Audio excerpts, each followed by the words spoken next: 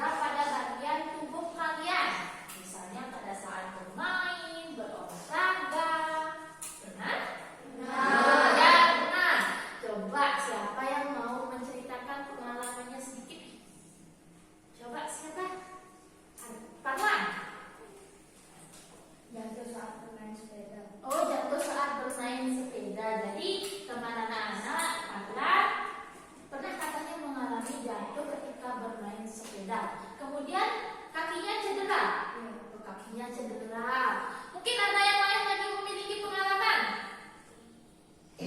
Ada? Ibu misalnya, ibu pernah nih mengalami pada saat kalau dulu pas SD, ibu paling senang yang namanya main. Tahu anak-anak bulu tangkis? Tahu. Nah, pada saat ibu semangatnya nih bermain bulu tangkis, ibu melompat. Kemudian kaki ibu salah mendarat, kemudian ibu keseliling. Jadi itu ceritanya ibu. Nah, kemudian bagaimana cara menjaga kesehatannya? Coba Sarjana. Nah, lebih keras lagi temannya nggak dengar gimana? Olahraga secara teratur, makan makanan bergizi. Ya, tepat sekali ya. Tepuk tangan dulu untuk Sarjana. Kita menjaga sistem gerak yang ada pada tubuh kita tentu saja melalui asupan makanan yang kita makan. Selain makanan, apa lagi? Apa? Apa? Olahraga. Ya. Nah, jadi anak-anak pada kegiatan pembelajaran kita hari ini ada dua tujuan pembelajaran yang harus kita capai. Yang pertama, melalui kegiatan menyimak video dan diskusi kelompok. Nanti anak-anak akan menyimak video ya di depan. Kemudian anak-anak akan diskusi kelompok. Anak-anak akan mampu menganalisis berbagai sistem gerak pada tubuh manusia.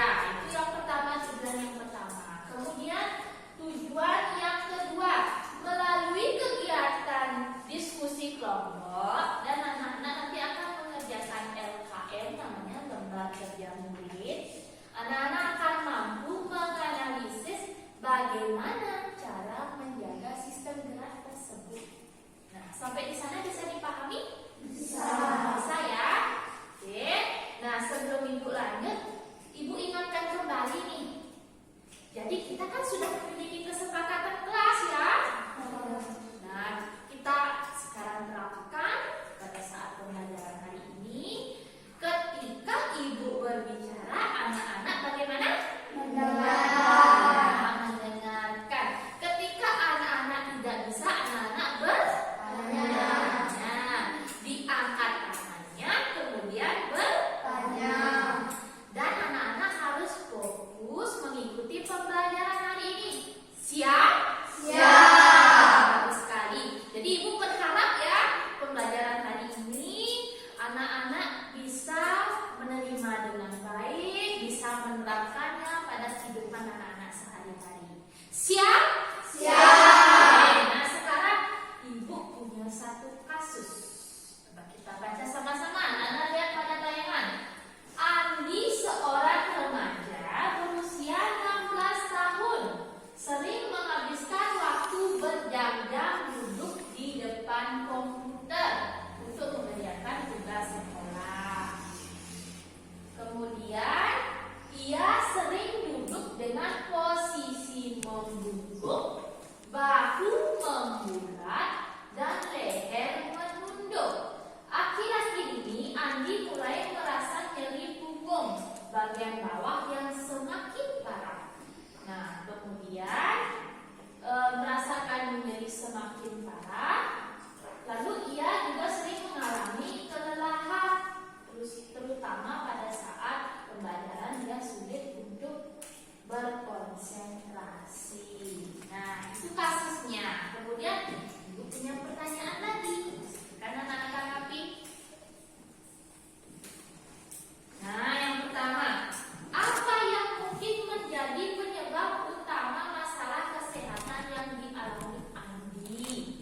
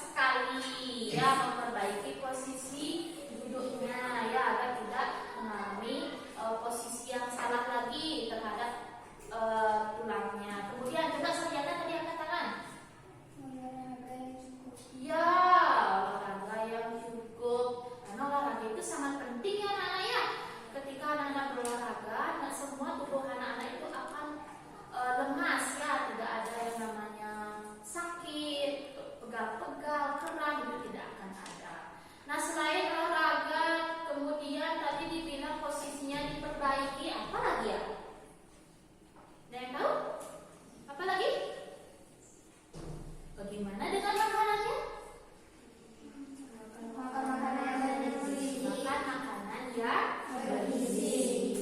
Selain itu apa lagi? Nah, anak-anak ketika mengalami sakit kemana Bapak? Ya, jadi bisa dikonsultasikan ke dokter. Bisa dipahami? Bisa. Oke, lanjut ya. Nah, sekarang kita disuruh untuk menyimak video. Bagaimana anak-anak siap menyimak video? Siap. Silakan anak-anak tonton dengan baik ya. Nanti ini akan anak-anak pergunakan pada saat diskusi juga. Ya, silakan diperhatikan baik-baik videonya.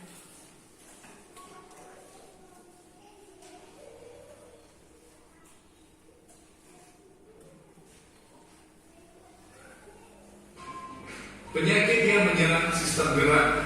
Tulang tersusun atas kalsium, suatu zat yang sifatnya keras. Sifat keras tersebut membuat tubuh memiliki bentuk yang kokoh. Tulang membuat kita dapat berdiri tegak, menggenggam pensil, menopang tubuh saat duduk, dan melakukan berbagai aktivitas lainnya. Meskipun tulang pada dasarnya kuat, bukan berarti tulang tidak dapat rusak.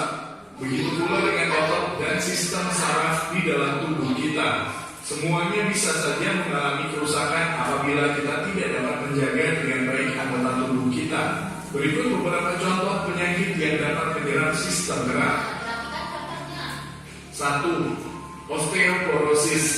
Osteoporosis adalah penyakit yang menyebabkan kepadatan tulang menurun sehingga tulang keropos dan mudah patah. Penyakit ini disebabkan kurangnya kalsium pada tulang. 2. Kifosis. Kifosis adalah kondisi tulang belakang yang membuat bagian punggung sebelah atas membulat secara berlebihan. Akibatnya penderitanya terlihat bungkuk ke depan. Kifosis dapat disebabkan karena kelainan bawaan atau postur tubuh yang jelek saat masih anak-anak.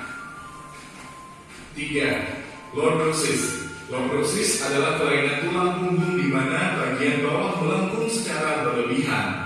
Kondisi ini menyebabkan punggung bagian bawah terlihat lebih menonjol. Lordosis dapat disebabkan karena obesitas sehingga tubuh kelebihan berat badan di bagian perut, kelainan bawaan, kecelakaan, atau kelainan sistem saraf. 4. Skoliosis. Skoliosis adalah kelainan tulang punggung yang membengkok ke kanan atau ke kiri. Biasanya kelainan tulang ini disebabkan oleh posisi duduk yang tidak tepat. Skoliosis dapat disebabkan karena kelainan sistem saraf, kelainan bawaan, atau kecelakaan. 5. Defisiensi vitamin D. Defisiensi vitamin D adalah suatu kondisi ketika tubuh kekurangan vitamin D. Kondisi ini menyebabkan tubuh lebih mudah mengalami kram dan kejang otot, nyeri dan kerapuhan tulang, bahkan dapat menghambat pertumbuhan. Pada beberapa kasus, kekurangan vitamin D dapat menyebabkan tulang kaki menjadi bengkok. Vitamin D bisa didapatkan secara mudah dengan berjemur di bawah sinar matahari pagi hari. 6. Tetanus.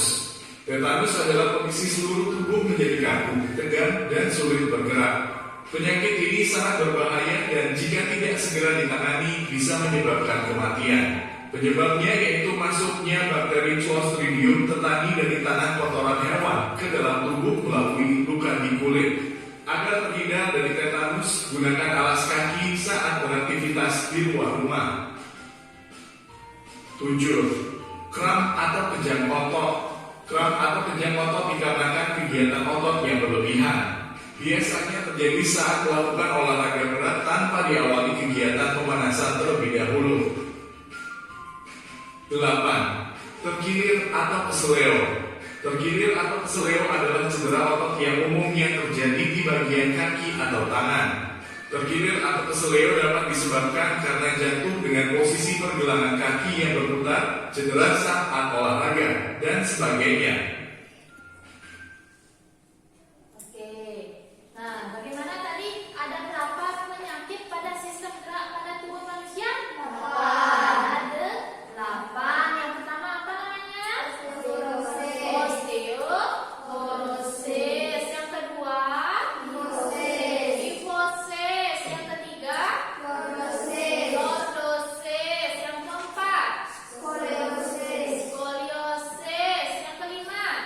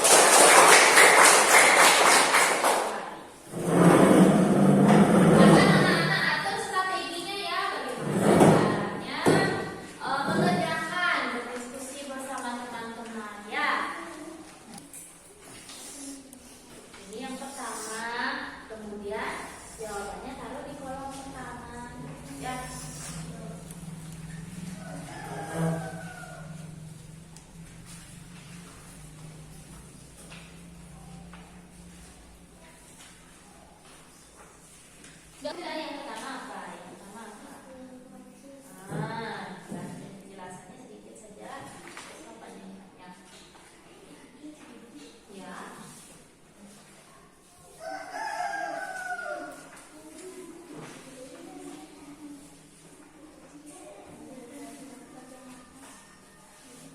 Kalau